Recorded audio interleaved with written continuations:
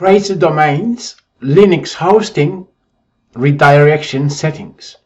When you log into Crazy Domains account, inside your dashboard, the website that you have installed, what you need to do is press on Linux hosting, press on manage. Then from here, press on control panel, which will then take you to your control panel, which is your cPanel.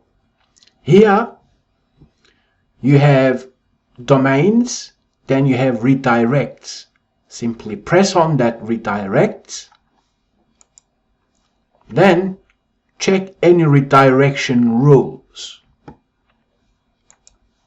If you installed popular content management systems using one-click apps or perhaps WordPress, then press on File Manager option, then find .htaccess file.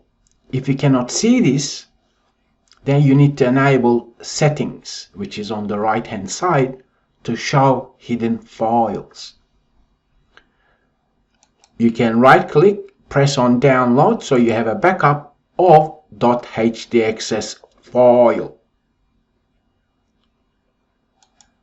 Then you can right click edit, because this file may contain 301 redirection rules, which may look something like this.